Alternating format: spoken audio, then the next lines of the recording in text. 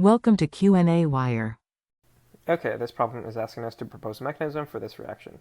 So the very first thing that we notice on this molecule is that we have two alcohols.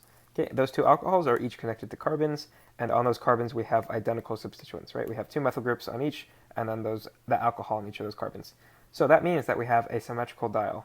And the purpose in specifying that it is symmetrical is because if we are going to react it with acid, we have to know which of the alcohols is going to get protonated. But because it's symmetrical, it doesn't matter which one. So let's just let's just use this one. So if we were to protonate this alcohol with my acid, we're going to get this product. Okay, and I'm going to duplicate this because it's basically the same molecule, except we just have that extra proton. So it's just going to be saving time.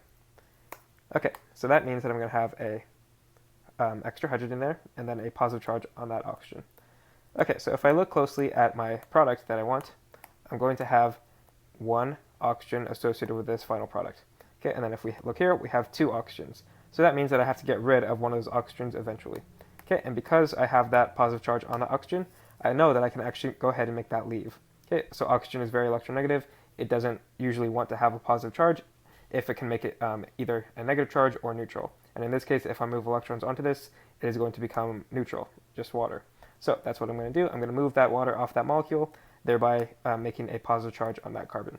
Okay, so what I'm going to do is draw out that molecule like this. So I'm just going to duplicate this. It's basically the same thing, except I lost that water on the left side. Okay, and then I have a positive charge on this carbon now. Okay, and then of course I have my water, which just left. Okay, so looking back at our product that we want to make something that looks like this. Okay, but how do we get this from this? Well, this is the point at which our Pinnacle rearrangement occurs. So a Pinnacle rearrangement is basically just an alkyl movement. So we're basically moving an alkyl chain onto a carbocation, and then we're going to make a carbonyl, which is either going to be an aldehyde or a ketone. So see how we have a ketone here? We're probably going to make one of those. Okay, so how do we do that? Well, we have to do our alkyl shift. So I'm going to shift one of these alkyl chains, which is my CH3. I'm going to shift that onto my carbocation. Okay, that's going to relieve this carbon of its positive charge, thereby putting a positive charge on this carbon. Okay, so that might not be immediately recognizable as favorable, but it is favorable because the positive charge associated with this carbon can thereby be, basically, it can be relieved of its positive charge by the burning down of these electrons from the oxygen. Okay, so that's getting ahead of ourselves, so let's just keep going one step at a time. Okay, so if I shift that alkyl group onto that carbon, I'm going to end up with this, in which I have CH3 connected to carbon, connected to CH3, and then this is the CH3 that I just put on that carbon, this one right here.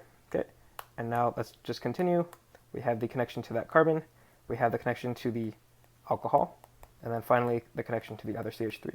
Okay, so again, this means that we have a positive charge associated with that carbon. Okay, so now we have the point in which we have our carbonyl formation, in this case a ketone. So we're going to bring the electrons down from this oxygen, thereby making a double bond with that carbon and having a positive charge on that oxygen. Okay, and that is going to relieve this carbon of its positive charge. So this is going to be the product, in which I have carbon connected to my CH3, and then I have the connection to my carbon, which is double bonded to my oxygen with a hydrogen, and then I have the CH3 over here. Okay, so if this oxygen has a hydrogen, that means it's going to have a positive charge associated with it. Okay, and again, I can't really have a positive charge on my oxygen to end with, so I just have to go ahead and deprotonate that oxygen, relieving it of its hydrogen. Okay, and I'm going to use the deprotonated version of my H2SO4. That would be HSO4-. So using HSO4-, I'm going to go ahead and deprotonate using that hydrogen. So HSO4-, I'm going to take that oxygen, deprotonate that hydrogen, moving the electrons onto this oxygen, resulting in my final product, which is this. Okay, and that would be the mechanism.